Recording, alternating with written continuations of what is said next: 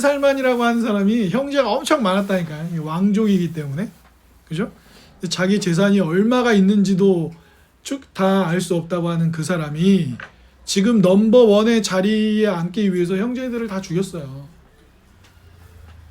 그게 여러분 생각이 그렇게 행복하실 것 같으세요? 형제 다 죽이고 왕 된 사람 있잖아요. 예? 우리가 그렇게 좋아하는 세종대왕 아버지 이방원이, 예? 이방원이 그런 사람 아니에요? 형제 죽이고 자기가 왕 돼갖고 아버지가 열받았잖아요, 이성계가. 그래가지고 함흥차사가 뭐예요? 함흥차사. 이제 아버지를 왕에서 쫓겨내고 형제들 다 죽이고 자기가 왕이 돼서 자기가 첫째가 아니에요, 이방원이. 물론 이방원이 아버지가 고려를 무너뜨리고 조선을 세울 때 많은 공을 쌓죠. 아주 똑똑하고 영특한 측면을 많이 보여서 이성계가 아끼긴 했어요.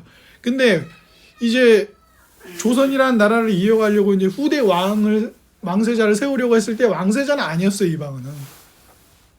그런데 왕이 되고 싶어가지고 형제들을 다 죽이고 왕이 됐는데 그분이 이제 세종대왕 아버지인 거예요. 네.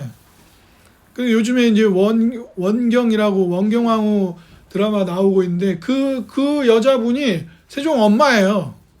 이도라고 하는 이씨 집안의 왜 이름을 도라고만 했는지는 뭐 요즘처럼 멋있게 짓는다고 외자로 짓는 건 아니었으니까. 근데 어쨌든 그래서 이제 왕이 나중에 세종대왕이라는 성군이 나오긴 하지만 그래서 실제로 이방원은 말년에 불가 쪽으로 귀의하는 양상을 보이곤 합니다. 그러니까 그런 좀 태도를 보여요. 그리고 이제 너무 슬픈 일인데 세종대왕이 좀 슬픈 사람이에요, 사실은. 아버지가 그렇게 형제들을 죽이고 왕이 된 사람이잖아요. 그게 누가 또 그랬어요? 자기 아들이 그랬잖아요, 또. 세조가. 네. 세종의 큰 아들이었던 문종은 병 때문에 일찍 좀 죽죠. 그리고 그의 아들이었던 단종이 이제 왕위를 얻었는데 삼촌 세종대왕 아들이에요, 아들. 진짜 고달픈 인생이에요. 아버지하고 아들이 다 역성혁명 반란을 일으킨 사람들이에요, 다. 네. 조선의 기틀을 닦았다라고 정치적으로는 얘기될 수도 있지만 세종대왕의 아버지와 세종대왕의 아들은 다 누군가를 죽이고 특히 가까운 형제들. 네. 그리고 세종대왕의 아들 같은 경우에는 자기 조카를 그죠? 죽이고 왕이 되었죠. 그래서 그도 말년에 불가 쪽으로 기를 합니다. 세종대왕의 아들도. 제가 그분의 뭐 종이니 존이 이런 걸 굳이 부르지 않는 이유는 뭐 그닥 멋진 분은 아니니까 뭐 그죠? 내가 왕이 될 상인가 영화 속에서 대사이긴 하지만 그걸로 유명한 그분이에요. 세종대왕 아들이에요. 그러니까 본인은 아닌데 아버지하고 아들은 어쩌다가 그렇게 왕에 대한 강력한 집착을 가지고 누군가를 죽이고 한 자리에 서는 사람이 되었습니다. 오늘 본문의 주인공은 다윗이거든요. 참 이 양반 뻑뻑한 삶입니다. 이제 우리가 좀 어렸을 때 성경을 보면 좀 멋져 보이는 인물들이 있잖아요. 뭐 삼손이라든가 솔로몬이라든가. 특히 어린 친구들은 이렇게 얘기를 해주면은 그러니까 정실 부인과 우리로 따지면 조선으로 따지면 비죠. 비들 후첩들까지 따지면 1000명 정도 되거든요. 솔로몬 부인이. 좋아한단 말이죠. 이렇게 어린 친구들은 부인이 1000명이에요. 그러니까 만약에 왕이 하룻밤씩 찾아가서 동침을 한다고 해도 한 최소 3년 이상 지나야 한 번 왕이 오는 거예요. 예를 들자면 그렇다는 거예요. 실제 솔로몬이 그랬다는 게 아니고. 그죠? 그런데 원래 이렇게 율법상에는 하나님이 주신 말씀상에는 왕이 하지 말아야 될 것이 여러 가지가 있었는데 하나 첫째는 뭐예요? 말을 많이 두지 말라 그랬어요. 병말을. 그 얘기는 무슨 말입니까? 무기를 많이 갖춰가지고 자기 힘으로 마치 살 수 있을 것처럼 자기의 권력과 힘으로 그런 착각하지 마라. 특히 이스라엘에서는요. 하나님 의지하는 게 왕이 하는 일이고 하나님을 대신해서 백성들을 돌보는 게 왕이 하는 일이기 때문에 그리고 뭐 하지 말라 그랬어요? 부인 많이 두지 말라고. 우상 섬기지 말고. 솔로몬은 부인을 많이 두었고 부인들 정치적인 이유로 부인을 많이 두다 보니까 이웃 나라들하고 잘 지내려고 그러다 보니까 부인들이 우상 섬기는 부인들이 많았고 그걸 허락해 주다 보니까 이스라엘이 이제 엉망이 되죠 나중에. 그러니까 이런 솔로몬 또 삼손 어린 친구들은 또 삼손을 좋아합니다. 힘이 막 셌다 그러고 막 나귀 턱뼈 하나로 막 다 물리치고 막 이거 무슨 저기 마블 어벤져스 막 이런 거 같잖아요. 막 한 도시에 막 문짝 막 큰 막 이런 문짝을 떼가지고 짊어지고 오질 않나. 사자랑 싸워서 맨손으로 사자랑 싸웠는데 이기기를 하지 않나. 안 좋아하는 척 할 필요 없습니다 일부러. 그래요. 마치 영웅들 이야기 같잖아요. 다윗도 돌 몇 개 가지고 한 나라의 최고의 군인이었던 골리앗을 2m가 넘는 그 거인의 사람을 전쟁에 능한 그것도 전쟁에 능한 장수잖아요.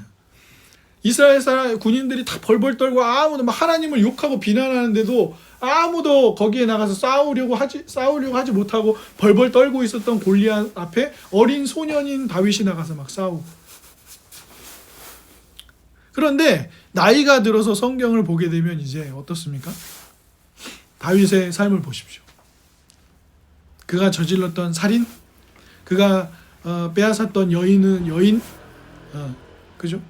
그리고 아들이 반란을 일으켜서 맨발로 쫓겨났던 일들, 또 집에서 아버지가 잘 기억하지 못했던 다윗의 삶, 그죠?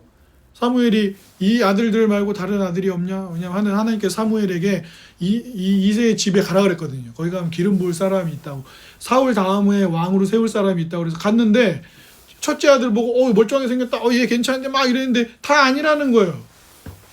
그러니까 아들 또 없냐고. 그러니까 아버지가 이새가 뭐라 그랬어요?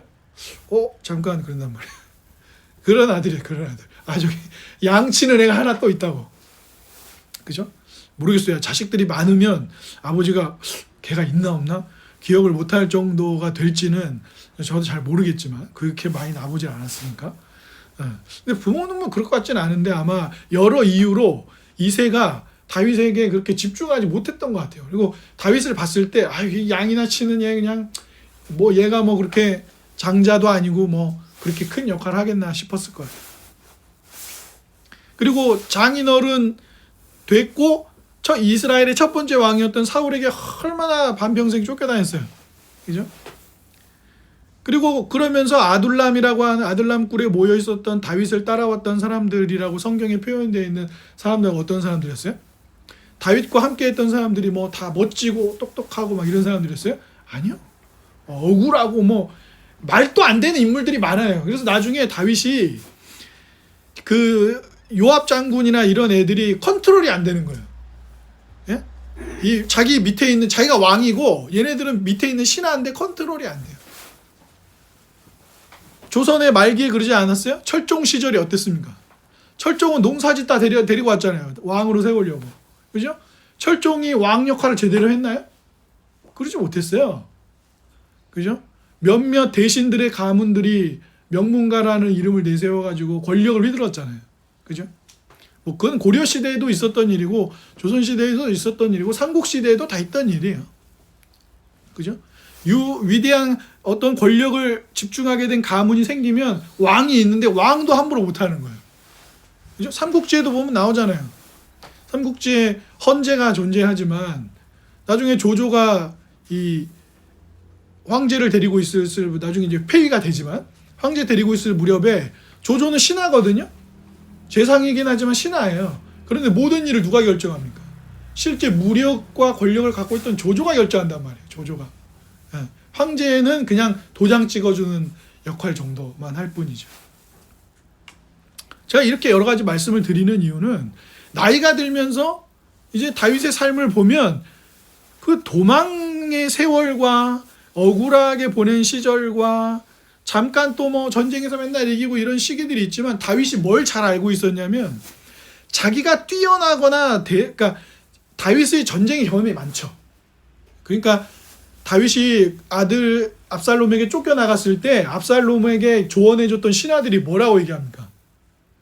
당신의 아버지는 무수히 많은 전쟁을 치러본 사람이라 지금 당장 쫓아가서 죽여야 된다고 조언해 준 사람이 있었잖아요. 그게 맞았어요. 그게. 예. 지금 당장 빨리 군대를 일으켜갖고 최대한 빨리 쫓아가서 마무리를 짓지 않으면 이 반란 실패할 수도 있다. 그 얘기를 하잖아요. 당신 아버지는 정말 많은 전쟁을 겪어본 전쟁에 능한 사람이다. 경험이 많은 사람이다. 그죠? 그래서 저도 최근에 그 중증외상센터라는 드라마를 봤는데 드라마를 너무 잘 만들어요. 꼭 보세요. 그런 드라마는 보셔야 됩니다. 재미도 있는데 유익하기도 합니다. 의미도 있고. 그죠? 넷플릭스에 지금 1등이잖아요. 다른 나라들에서도 지금 평가가 굉장히 하여튼 넷플릭스가 한국 때문에 돈을 엄청 벌고 있어요. 돈을 아주 그냥. 그래서 거기 보면 그분이 그래요. 이런 중증으로 막 찢어지고 부러지고 막 이렇게 다쳐온 환자들을 많이 본 경험, 임상 경험이 많아야 중증 외상을 치료할 수 있는 의사가 될 수 있다는 거예요. 왜냐면 오랜 시간 뭐 배가 아파요 나한테 진료 보러 오는 게 아니라 교통사고, 뭐 산에서 떨어지고 또 뭐 큰 재난, 비행기 폭발 막 이런 사건에서 다쳐서 중증으로 오는 중환자로 오는 사람들을 이게 고치는 게 중증 외상센터에서 하는 일이기 때문에 그런 경험이 많아야 된다는 거예요. 그래야 그런 여러 가지 경험들 속에서 빨리빨리 대처해서 환자를 살릴 수 있다는 거죠. 다윗이 그랬어요. 참 너무 삶이 뭐 영웅이 아니에요. 영웅도 아니고 그렇게 외모나 이런 거 아니라 그래서 시편에 수많은 시편들이 누구의 시편이에요? 다윗의 시편이에요. 근데 그 수많은 다윗의 시편들이 시작할 때 뭐라고 시작해요? 눈물, 한숨, 한탄, 신음소리, 부르짖음 다 이렇게 시작합니다. 수많은 다윗의 기도를 보세요. 이 사람의 수많은 기도를 보시라고요. 죽겠다라는 하나님 앞에서의 처절한 고백들이에요. 그러니까 나이가 들어서 시편을 읽고 다윗의 삶을 마주하면 이제 어렸을 때처럼 막 멋지고 막 다윗 골리앗을 물리치고 막 이런 느낌이 아니라 이렇게는 안 살고 싶다. 이런 느낌이 훨씬 많이 들어요. 다윗의 삶을 읽어보면 이렇게는 다윗처럼 이렇게 모진 인생을 살고 싶지는 않다. 이런 생각을 훨씬 많이 하게 됩니다. 그런데 오늘 본문에도 보면 1절에 하나님에 대한 하나님이 이거 찬양으로도 있죠. 1절은 찬양 가사로도 있어요. 나의 빛이요 구원이시요 내가 그러니 뭘 두려워하리요 여호와는 나의 생명의 능력이신데. 근데 1절은 그렇게 시작하지만 실제로는 뭔 일이 일어났어요. 악인들이 내 살을 먹으려고 내게 왔어요. 나는 지금 원수들에게 둘러싸여 있어요. 나는 지금 부르짖어야 돼요. 부모님도 나를 버렸어요. 환난 날이 왔어요 지금. 그러니까 자기 상황은 실제 그래요. 구체적인 사례는 알 수 없지만 자기 상황은 하나님은 나의 생명의 구원 이렇게 고백을 했지만 그리고 그 고백은 진실되고 신학적으로도 옳은 고백이지만 지금 다윗은 뭐예요? 죽겠다는 거예요 지금. 부르짖고 있어요 막 하나님께. 그러니까 1절이 막 이런 게 아니에요. 막 웃으면서 나의 여호와는 나의 빛이 이런 게 아니에요. 지금 부르짖고 있는 거예요. 하나님은 여호와 하나님은 나의 빛이십니다. 나의 구원이십니다. 내가 그러니 누구를 두려워하겠습니까? 당신은 나의 생명의 능력이십니다. 라고 하는 이 다윗의 부르짖음은 처절한 부르짖음이에요. 원수들이 악인들이 나를 잡아먹으려고 나를 끝내려고 그리고 군대가 나를 진치고 지금 하고 있어요. 부모님도 나를 버렸어요. 부모님도. 네. 부모가 자식 버리는 거는 그닥 쉬운 일은 아니에요. 있죠. 없다는 거 아니에요. 있는데 그렇게 많이 있는 일은 아니라고요. 네? 물론 다 큰 자식은 독립을 시켜야 됩니다. 뭐 언제까지 도와주고 뭘 언제까지 이렇게 하겠습니까? 물론 어떤 분이 자기가 여유가 있고 막 이러면 도와줄 수 있는 것도 즐거운 일 아닙니까? 그러지만 물론 또 대부분의 부자들은 대부분 또 그런 부모님에게 물려받은 사람들이죠. 다 자수성가 케이스들은 별로 없어요.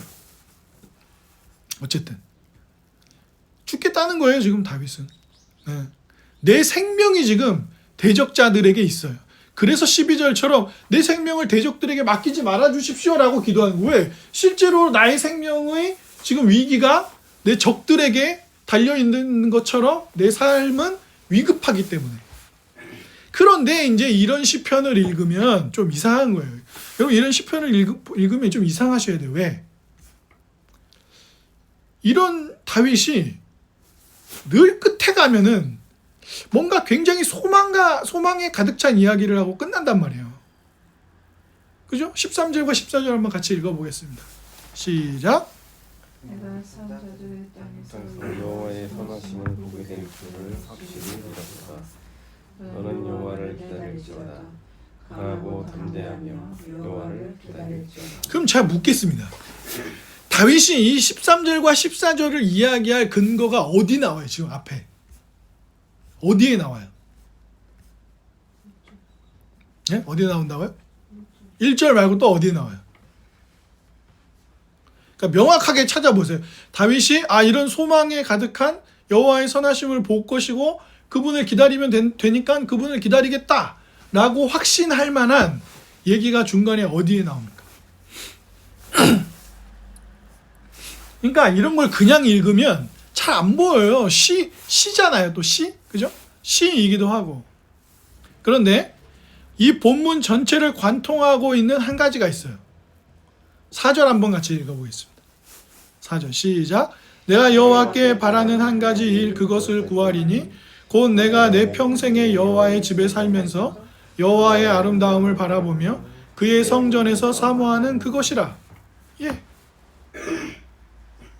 제가 이걸 새 번역으로 다시 한번 읽어드리겠습니다. 주님, 나에게 단 하나의 소원이 있습니다. 이 말이에요. 나는 오직 그거 하나만 구하겠습니다. 딱 하나만 구하겠다 그랬어요. 지금 기도하면서. 그것은 한평생 주님의 집에 살면서 주님의 자비로우신 모습을 보는 것과 성전에서 주님과 의논하면서 대화하면서 교제하면서 살아가는 것, 그거 하나뿐입니다. 좀 이상합니다. 지금 내 생명이 원수에게 달렸어요. 난 지금 원수들에게 둘러싸여 있고 부모님도 나를 버렸어요. 그런데 다윗은 한 가지를 구하고 있어요. 적을 이기게 해주십시오. 적을 물리쳐 주십시오. 예? 다른 시편에 나와 있는 것처럼 적의 오른밤을 쳐주십시오. 이런 게 아니에요. 오직 구하는 건 하나님과 함께 있는 거예요. 하나님의 집에 하나님과 함께 있으면 됩니다. 나는. 그러면 돼요. 그것이 나의 유일한 한 가지 하나님 앞에 구하는 것입니다. 그러면서 그것과 관련된 내용과 자신의 어려움을 보여주는 내용들이 쭉 시편에 이어지고 있습니다. 그러니까 마지막 절이 나올 때까지 애매한 도움을 요청하는 게 아니에요. 아주 명확한 얘기를 하고 있습니다. 물론 1절에도 명확한 얘기가 나오죠. 이것은 성경 전체를 관통하고 있는 주제이기도 합니다. 우리가 크고 어려운 일을 당할 때 우리가 느끼는 건 뭐예요? 나는 혼자구나. 나를 도와줄 사람이 아무도 없구나. 난 이제 끝났구나. 난 너무 외롭구나. 난 너무 고독하구나. 이거는 교회 형제 자매들에게도 말할 수 없고 부모에게 말할 수도 없고 자식에게도 말할 수 없고 가장 친한 친구에게도 말할 수 없는 어떤 나의 삶의 고통이다. 그럴 수도 있죠. 근데 그런 모든 이들을 향해서 특히 마지막 절은 아까 우리가 읽었던 13, 14절은 잘 보시면 14절은 누구한테 말하는 거예요? 너는 이라고 그래요. 너는. 그죠? 다윗의 이 시편은 지금 그냥 자기 얘기만을 하고 있는 게 아니라 이 시편을 읽고 함께하는 사람들에게 동일한 은혜가 있다라고 이야기하고 있어요. 그래서 방금 말씀드린 것처럼 삶이 가장 힘들 때는 나 혼자 있다. 난 너무 어렵다. 나는 끝났다. 난 너무 고독하다. 그래, 이제 더 나쁜 생각에 빠져들 수도 있죠. 슬픈 생각에. 근데 다윗이 뭘 구했다고요? 사전에 나와 있는 것처럼 하나님과 함께 있기를 원합니다. 하나님의 함께 있어 주십시오. 그래서 가만 보면 그 지하철에서도 언제 한번 그게 영상이 크게 회자가 됐었는데 어떤 분이 막 경찰이 왔는데도 막 술 먹고 막 너무 어떤 일이 있었는지 막 난동을 부렸어요. 근데 한 젊은 청년이 갑자기 경찰도 있었어요. 그 자리에. 위험하니까 옆에 오지 말라는데 한 청년이 갑자기 옆에 쓱 오더니 그분을 끌어안았어요. 그래서 괜찮아요. 괜찮습니다. 그래서 그분을 꼭 안아주니까 이분이 난동을 멈췄어요. 어떤 굉장히 힘든 일이 있었겠죠. 그래서 그렇게 난동을 부렸을 텐데 누군가 따뜻하게 자기를 안아주고 괜찮다고 해줬을 때 마음이 진정되는 거예요. 우리가 인생에서 가장 힘든 시간과 순간들을 다윗처럼 보낼 때 누군가 우리의 손을 잡아준다면, 누군가 우리의 어깨를 토닥여준다면, 누군가 우리의 손을 잡고 일으켜준다면 우리는 어쩌면 괜찮을지 모르겠어요. 예전엔 없었는데 요즘엔 대교에 가면 뭐 있죠? 대교에 가면 좋은 글씨들이 써 있어요. 사람들이 뛰어내릴 만한 장소. 그래도 누가 있다고. 그리고 삶이 그렇게 생각하는 것만큼 끝이 아니라 아주 좋은 문구들이 탁탁탁 이렇게 있어요. 왜냐하면 거기를 자꾸 뛰어내리려고 할 때 한 번이라도 그걸 볼 것이고, 그리고 그게 효과가 있었냐 없었냐 할 때 있었다고 해요. 효과가. 그죠? 그리고 누가 그렇게 뛰어내리시려고 하면 소방대원이나 경찰들이 출동해서 아무도 그분한테 소리 지르거나 그러지 않아요. 네. 위로해주고 격려해주고 이야기를 들어주겠다 그러죠. 이야기를 들어줘. 그러니까 내가 곤란한 상황에 처할 때는 아무도 내 얘기도 안 들어주는 거예요. 다윗이 오늘 뭐라 했어요? 부모도 나를 버렸다 그랬어요. 아무도 내 이야기를 들어주지 않아요. 그런데 오직 한 가지인 거예요. 하나님이 나와 함께 계시다면 된다는 거죠.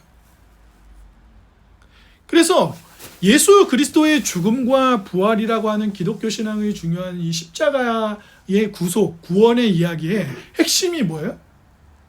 예수님이 제자들에게 뭐라고 얘기하셨습니까? 내가 하는 이 일을 통해서 뭐 한다고요?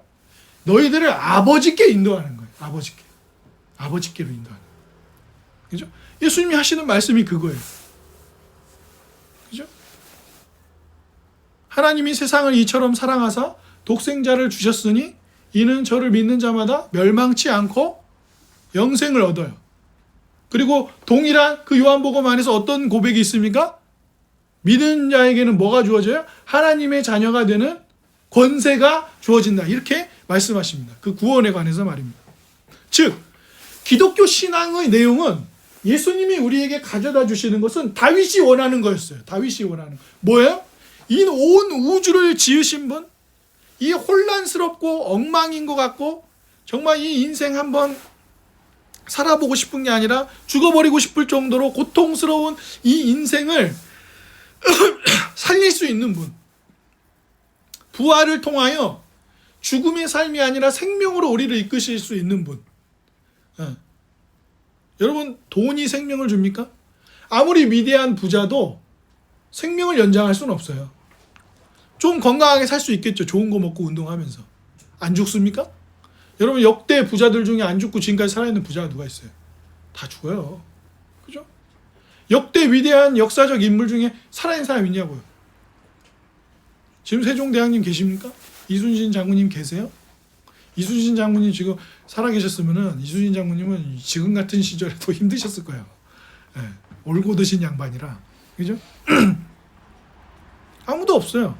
그런데 예수 그리스도의 죽으심과 부활로 인하여 우리가 누리는 건 뭐예요? 아버지와 함께 있는 거예요. 우리를 지으신 분과 영원한 기쁨을 누리는 소망을 누리는 겁니다. 그리고 하나님과 함께 있다는 건 무슨 말이죠? 더 이상 나 자신이 그리고 내 이웃이 서로를 뭐 안 하는 거예요? 죄로 하나님의 주신 뜻을 어기면서 서로를 부수지 않는 삶, 하나님을 대적하지 않는 삶, 하나님을 거부하지 않고 부인하지 않는 삶을 사는 거죠. 왜 하나님이 자기를 부인하고 거부하고 하는 한 사람과 함께 있을 수 있겠어요? 어떻게 하나님이 죄인과 거룩하신 하나님이 의롭지 않고 하나님을 공격하는 죄 많은 죄인과 함께 있을 수 있습니까? 그래서 아까 우리가 읽었던 마태복음 28장에도 천사들이 나타났을 때 사람들이 뭐 했다 그랬어요? 두려워했다 그랬어요. 그 두려움은 무엇이죠? 하나님의 시중을 드는 존재지만 영적인 존재인 또 하나님의 심부름을 하고 뜻을 따르는 영적인 존재가 나타났을 때, 하나님의 뜻을 대리하러 나타났을 때, 하나님의 말씀을 전하러 왔을 때 사람들은 뭘 느껴요? 두려움을 느껴요. 왜? 우리는 그런 거룩한 존재가 아니기 때문입니다. 그런데 다윗이 하나님의 집에 영원히 있을 수 있다는 것은 하나님께서 다윗의 죄를 씻으셨다는 거예요. 그것이 성경이 우리에게 이야기하는 뭐예요? 에덴 동산, 신의 산, 성막, 성전, 제사의 이야기입니다. 왜 그렇습니까? 제가 성경 한 구절을 읽어드릴게요. 요한복음 1장에 이렇게 되어 있습니다. 14절에 보면 말씀이 육신이 되어 사람의 몸을 입은 거죠. 사람이 되신 거예요. 우리 가운데 있으심에 우리가 그의 영광을 보니 아버지의 독생자의 영광이 은혜와 진리가 충만했다 이렇게 얘기합니다. 동일한 내용에 대해서 히브리서에서는 이렇게 이야기를 하고 있어요. 제가 또 읽어드릴게요. 히브리서 1장 3절인데요. 이는 하나님의 영광의 광채시오 그 본체의 형상이시라. 그의 능력의 말씀으로 만물을 붙드시며 죄를 깨끗하게 하는 일을 하시고 높은 곳에 계신 지극히 크신 하나님의 우편에 앉으신 분이 있다. 그분이 누구예요? 그분이 예수 그리스도예요. 네. 성경은 우리를 향해서 이것은 주 옆에 다른 주가 우편에 계시다. 이 얘기를 누가 제일 먼저 했어요? 다윗이 시편에서 했잖아요. 그죠? 나의 주 하나님 옆에 또 다른 주가 있어요. 그분이 누구예요? 그분이 예수 그리스도예요. 다윗이 기다리던 분입니다. 다윗이 왜 그분을 기다렸는데요? 그 주를 통하여서 자신이 하나님의 집에 영원히 거하는 소망이 있거든요. 그렇죠? 다윗은 그분을 기다리고 그것을 믿었어요. 그 구원자를 통하여 자신이 하나님의 집에 영원히 있게 된다는 것을 똑같은 믿음으로 믿었단 말입니다. 그러므로 예수 그리스도가 이 땅 가운데 오셨다는 것, 그리고 아까 마태복음 28장에 나온 말씀처럼 세상 끝날까지 함께 있으신다는 것은 우리에게 놀라운 특권이에요. 죄를 씻어내시고 서로를 부수는 삶이 아니라 서로를 사랑하는 삶으로 이 세상을 고갈시키고 착취하는 게 아니라 이 세상을 잘 가꾸고 돌보는 사람으로 우리를 부르시는데, 거기에 핵심이 뭐라고요? 하나님과 함께 있는 거예요. 하나님과 함께 있을 때 하나님 나라는 어떻다고요? 사자와 어린 양이 함께 놀며 뒹구는 곳, 어린이 독사굴에 손 넣어도 물지 않는. 우리가 생각하면 약육강식이에요. 동물의 세계는. 호랑이는 토끼를 잡아먹습니다. 사자는 얼룩말을 잡아먹습니다. 코끼리는 풀만 많이 먹습니다. 이 강한 자가 약자를 이겨내는, 잡아먹고 하는 약육강식의 세상이에요. 그게 동물의 왕국이잖아요. 그런데 아니에요. 사자와 어린 양이 함께 놀고 어린아이가 독사가 있는 굴에 손을 넣었는데 독사가 물지 않아요. 하나님 나라에 대한 이사야 선지자의 비전이고 표현입니다. 즉 그 나라가 왜 그런 거예요? 독사가 착해서, 독사가 착한 독사여서 난 독이 있지만 너를 물지 않겠어. 뭐 사자가 갑자기 회심을 해가지고 나는 오늘부터 양을 먹자. 사자는 고기를 먹어야 되는데, 그러면 사자가 고기 잡아먹지 않아도 되는 삶으로 갈 수 있는 비결이 어디 있다고 이사야 선지자는 그 비전을 얘기하는 겁니까? 나의 구세주이신 그분이 이 땅에 오시면 그 볼품없어 보이지만 어린 양으로서 모든 죄인들의 죄를 대신 지고야 마시는 그 풍채가 별로 흠모할 만한 것이 없는 그분이 이 땅에 오시면 어떤 일이 일어난다는 거예요? 지금은 죄로 인하여 서로를 약육강식으로 잡아먹죠. 큰 기업이 작은 기업을 잡아먹고, 강하고 똑똑한 사람들이 좀 무식해 보이는 사람들을 속이고 등쳐먹고 빼앗고, 그런 일들이 가득한 세상이에요.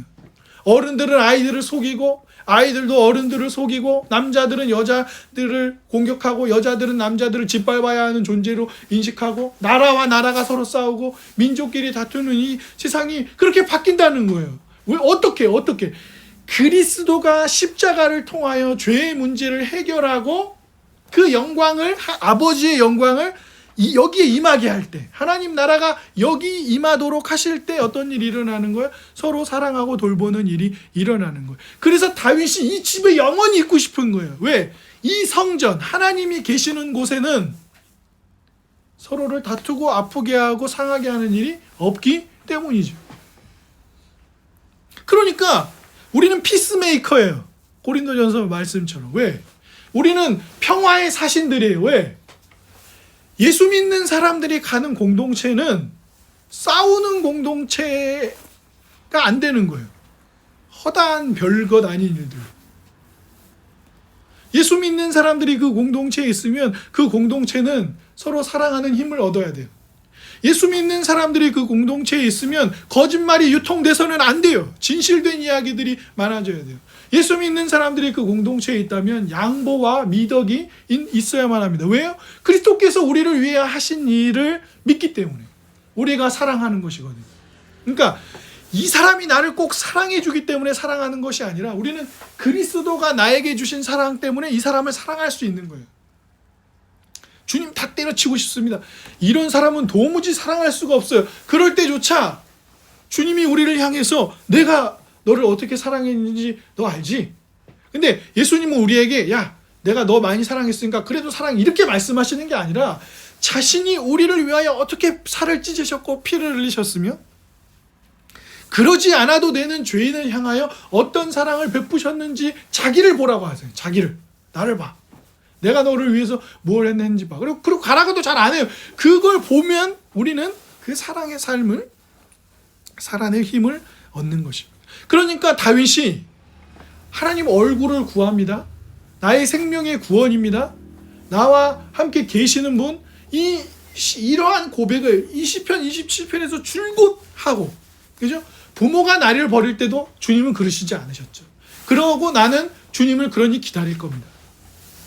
나뿐만 아니라 여러분도 소망을 가지십시오. 그리고 자기 영혼을 향하여서도 말하는 것입니다. 내 영혼아 내가 어찌하여 낭망하냐? 그죠? 시편 40편 넘어가면 나오잖아요. 그 고백들이 그래서 가능한 것입니다. 큰 대가를 치러 구원하고 살게 하는 힘, 그 은혜가 우리에게 주어지는 것이에요. 주 안에 사랑하는 여러분. 목사님, 우리가 일상을 직장 생활하는데 가족들과 생활하는데 또 가족 안에 이런저런 어려움이 생기고 이러한 저러한 어려움들이 많이 생겼습니다. 그러면 하나님이 병 고쳐주고 돈 주고 집 주고 차 주고 명예 주고 권력 주면 해결되지 않습니까? 아니요. 그게 아니에요. 다윗처럼 우리의 소원은 한 가지예요. 주님이 우리 삶에 계시는 겁니다. 주님이 우리 삶에 계셔서 이 어려움이 나를 흔드는 것이 아니라 이 어려움들도 잔잔하게 만들 수 있는 사실 그런 능력과 힘을 가지신 분이 나의 아버지로 나의 구주로 그분과 함께 있는 거예요. 그 든든함과 그 신뢰, 하나님은 반드시 선하게 일을 마무리 지으실 것이라는 신뢰가 어디에 오는 거예요? 아들을 아낌없이 내어주시는 사랑 때문에 우리는 신뢰하는 거예요. 그런 겁니다. 내 삶은 지금 보니까 좋지 않아요. 앞날도 그렇게 좋지 않아요. 근데도 굳이 꾸역꾸역 왜 이 어려운 삶을 살아내야 합니까? 라고 할 때 아들을 내어주신 그 사랑이 있다면 반드시 내가 원하는 뜻대로 우리는 다 못 보잖아요. 그죠?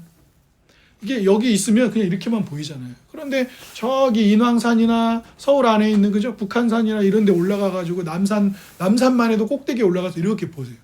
그러면 이렇게 넓게 보인다고. 그것처럼 우리는 우리 인생의 한 치 앞도 모르는 사람들이에요. 그러니까 그렇게 전보로 다니는 거 아니에요?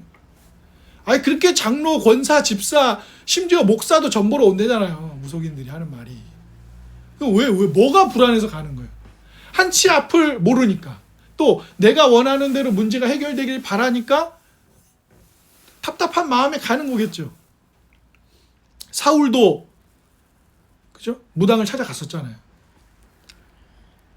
답답하니까. 그런데 우리가 구해야 할 것은 이미 예수 그리스도를 통하여 세상 끝날까지 우리와 함께 있겠다고 하신 분의 약속이고 그 약속은 우리의 죄를 씻으심으로 가능한 거고 우리 구주께서 우리에게 그것을 가져다 주신 거죠. 아버지의 사랑을, 임재를 가져다 주신 거. 거기에 있어야 하는 거예요. 그때 우리는 우리에게 주어진 일상을 어떻게 하는 거예요? 여러분 제가 자세히는 모르지만 금강경이나 이런 데도 보면 부처님이 뭐를 강조하냐면 일상을 강조합니다.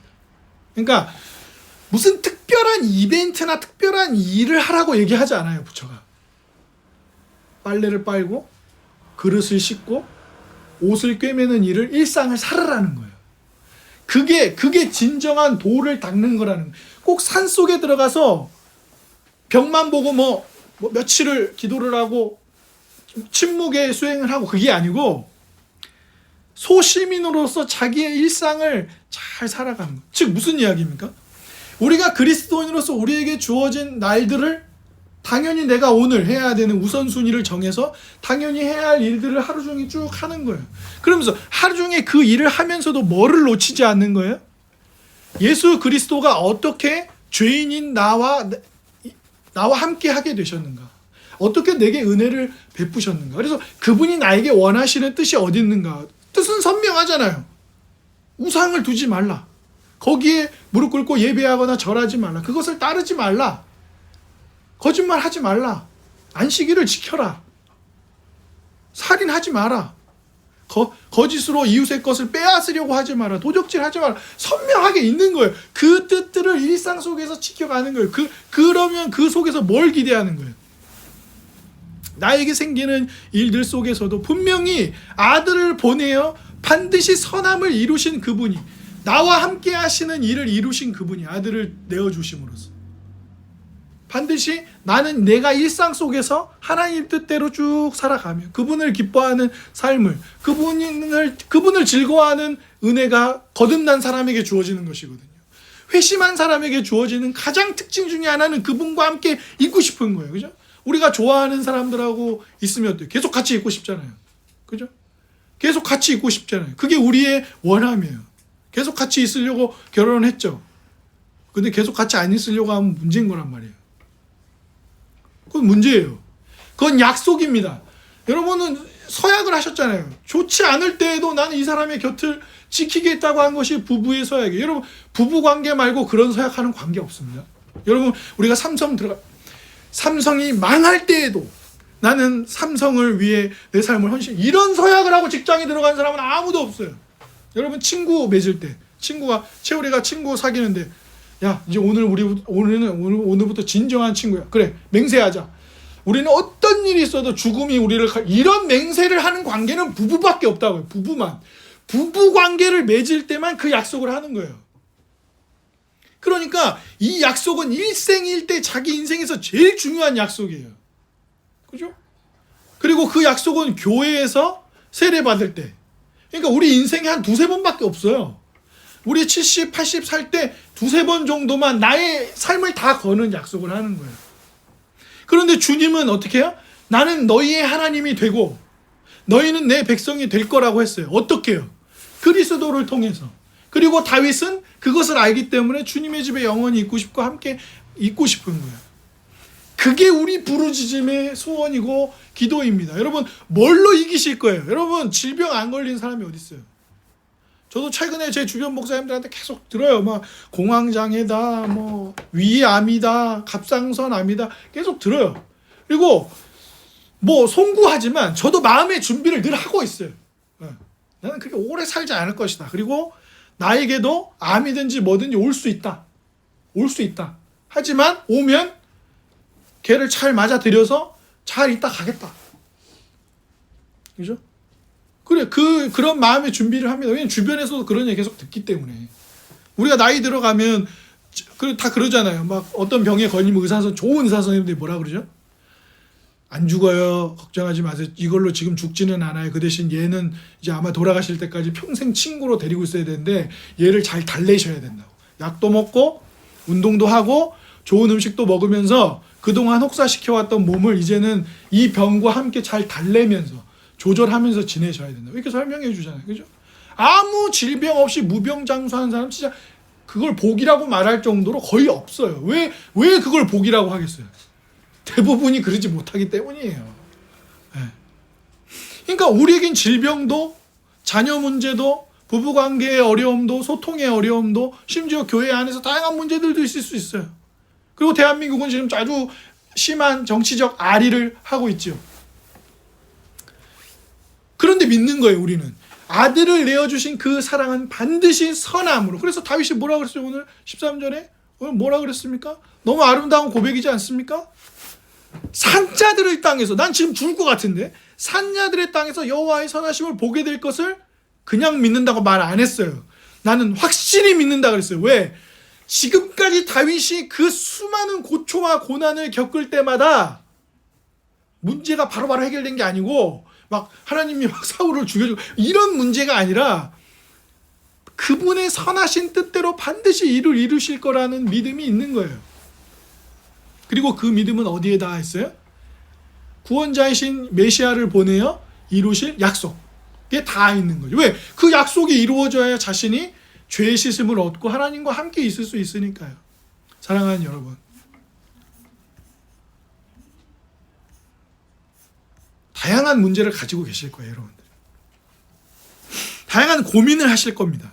다양한 아픔을 가지고 계실 거예요. 근데 우리가 하나님 앞에 기도할 때 자꾸 그걸 해결해 주세요. 병이 낫게 해주세요. 뭐 돈이 주세요. 이게 아니고 그분의 선하심을 믿고 우리는 말씀대로 사는 거예요. 우리에게 주어진 현실을 제가 말씀드렸죠. 긍정은 난 할 수 있어. 병이 다 나. 이게 긍정이 아니고요. 받아들이는 거예요, 현실을. 현실은 현실대로 받아들이면서 그러나 이 현실의 종착 지점에는 반드시 하나님의 선하심이 있을 거라는 신뢰가 있는 거예요. 왜? 아들을 내어주신 사랑이 성령께서 그것을 믿는 믿음을 우리에게 주시기 때문입니다. 주 안에 사랑하는 여러분, 다윗과 같이 마지막에 산자들의 땅에서 그분의 선하심을 내가 반드시 볼 거라는 확신이 여러분에게도 있기를 바랍니다. 그리고 그 믿음이 그냥 내가 믿습니다 소리 지르는 그런 믿음이 아니라 자신을 기꺼이 내어주심으로 아버지의 임재를 우리에게 주신 분, 그리고 세상 끝날까지 이 임재는 결코 사라지지 않을 거야, 세상 끝날까지 함께 있을게 너희와 라고 약속하신 그분, 그리고 내가 다시 올게 하고 약속하신 그분의 약속을, 그리고 그분이 찢으신 살과 피로 이루신 구원을, 아버지와 함께 있도록 하신 그 구원을 믿음으로 그분의 선하심을 믿고 우리가 할 일은 우리에게 주어진 선명한 말씀, 그 뜻 안에서 사는 겁니다. 믿으십시오. 사람들이 야, 한국교회 이제 어려워질 거야, 더 어려워질 거야, 이러다 없어지는 거 아니야? 어려워진 현실을 받아들여야죠.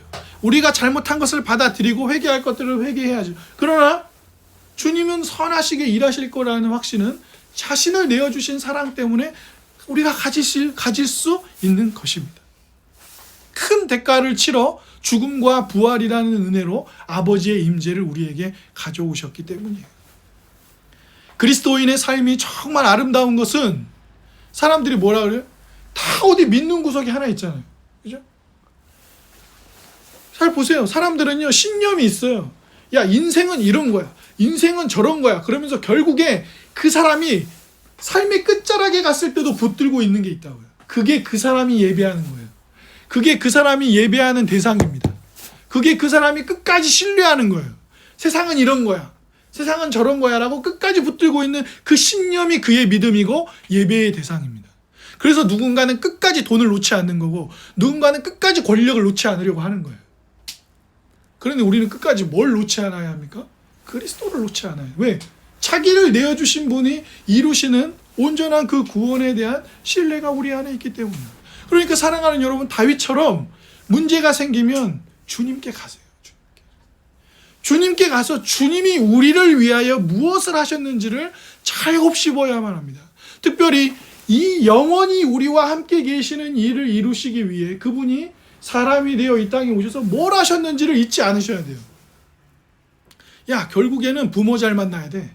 결국에는 부인 잘 만나야 돼. 결국에는 돈이야. 결국엔 연금이지가 아니라 결국에는 예수 그리스도야 라고 말하는 사람들이 누구예요? 그리스도인이에요. 그러지 않으면서 무슨 정치를 얘기하고 돈을 얘기하고 권력을 얘기하면서 마치 그것들이 우리의 삶의 문제들을 해결해 줄 것처럼 다 어떻게 해줄 것처럼 얘기하면 그거는 그리스도인 아닙니다. 착각이에요, 착각. 그리스도를 빙자하여 돈을 믿는 거죠. 그리스도를 빙자하여 권력을 믿는 거고, 그리스도를 빙자하여 삶의 다른 것들을 자기의 양식으로, 식물로 삼는 것입니다. 부디 우리 삶에 주님을 전부 삼고 그분이 우리와 영원히 함께 계시다는 약속을 믿는 복이 우리 모두에게 있기를 주님의 이름으로 축복합니다. 아멘.